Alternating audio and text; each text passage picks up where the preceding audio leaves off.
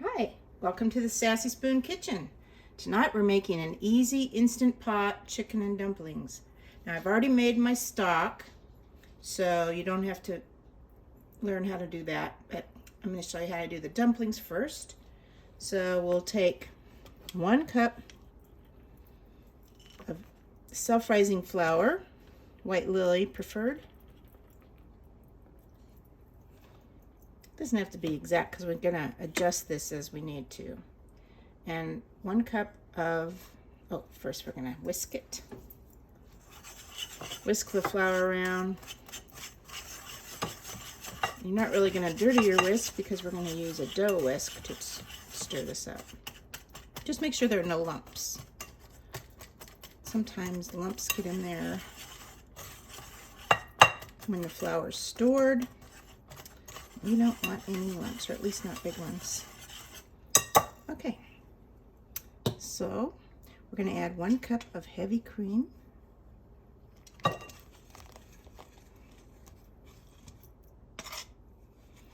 And I'm using a dough whisk, but if you don't have one, you can use any large whisk. You want to be able to let the flour go through the whisk a little bit. All right, so this is very wet. We're going to add a little more flour to it. You don't want to overbeat it though. That was less than 1/4 cup.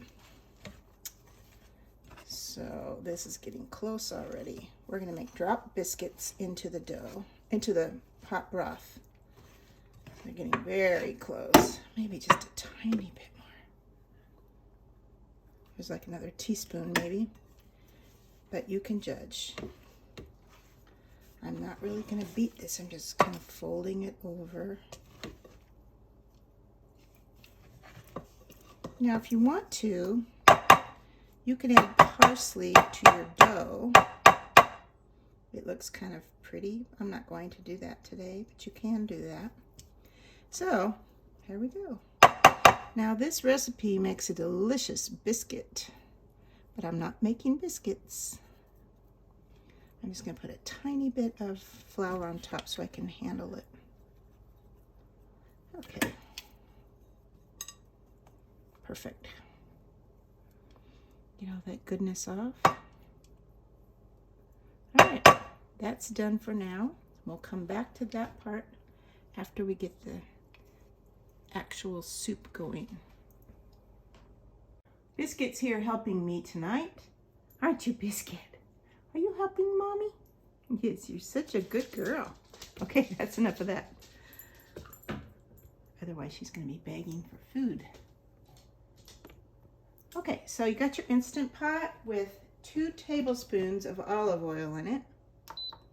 Put it on Sauté and wait for the olive oil to heat up. I'm going to add just a little more. I didn't measure when I poured it in there. And I think we need a little more. Okay. Now into that, we're going to put 1 small white onion, chopped.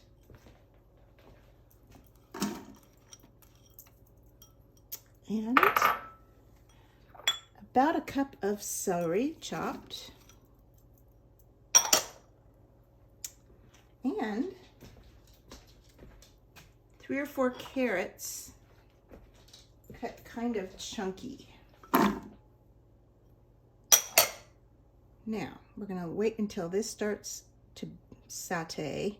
And then when it's sauteed for a few minutes, we're going to add some garlic. And I've got this great little garlic chopper that I just love. And I'll add a link to that on the recipe. It really works marvelously. It has different cutting blades you can put in there. And I just cut the big garlic cloves in half because otherwise it's too hard for it to go through. But this doesn't get your hands all stinky, and it makes nice even cuts. Easy peasy, as we say. So this is about 4 medium to large garlic cloves, And like I said, I cut them in half. I'm not going to put them in yet. I'm going to wait until we have a good saute going, and that might be a little while, so I'll come back to you then. Well, I forgot one of the most important parts, the chicken. Just pull it apart. Doesn't have to be shredded finely at all. You want everybody to get nice bites of the chicken. And this is mostly white meat because I took it off of the carcasses. Here's a thigh though. I'm going to take the skin off. And just pull little pieces of that. You can chop it if you'd rather. You don't have to pull it apart with your hands, but to me it's just as easy to do the hand trick.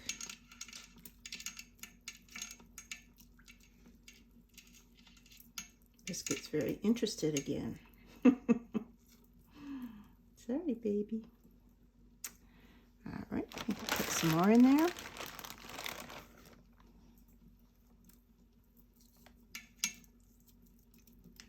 I'm probably putting about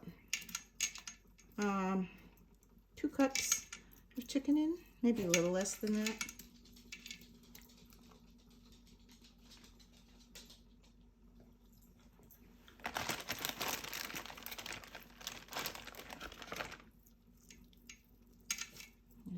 Thigh. You gotta be careful when you get into the dark meat because there's a lot of extraneous bones and muscle that you don't want to get in here. You really pretty much want the purest meat you can get, which is usually the breast. But the thigh meat's still good and flavorful. It's not that dark. It's not like a leg. There we go. And into the soup you must go. If you find any pieces that are hard to tear apart, don't use them because they're going to also be hard to chew. You really want this to be succulent, especially when we went to the trouble of putting all that saffron and stuff in there. You really want this succulent. Oh, okay. Well, it only sautés for so long and then it goes off. So I'll be back with you when this starts to simmer a little more fiercely. Okay, it's starting to bubble, as you can probably see here. And it's still on saute. So I take an ice cream scoop, or you can use a large spoon, but this is really easy. And drop a dumpling in, which is really just biscuit dough. We want to get these in there when it's at the bubbling stage because that's what helps solidify the biscuits.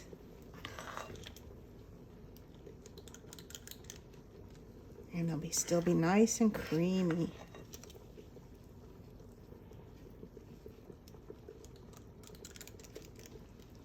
And in just a minute, we're going to turn off the saute feature.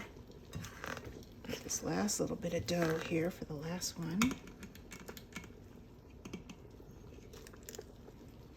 Oh, that's pretty good. All right, so you can see how it's boiling. I'm going to turn it off. And then we're going to get the lid. And make sure that your valve is set.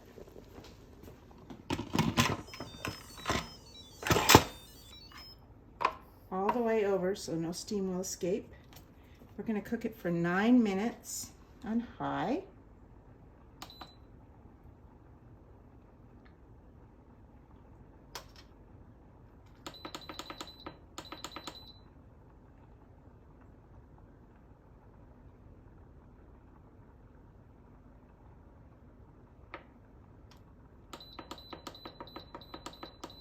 Okay, that's all we have to do for now. And then we're going to let it, when it does shut off, we're going to let it sit for about 10 minutes and then we'll release the pressure. So that's it for now, and I'll see you later when everything's ready.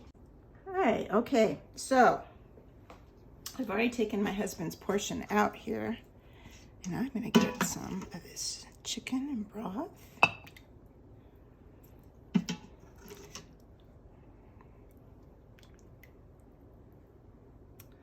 And then a couple dumplings. Obviously, we don't need this is a dumpling and a half.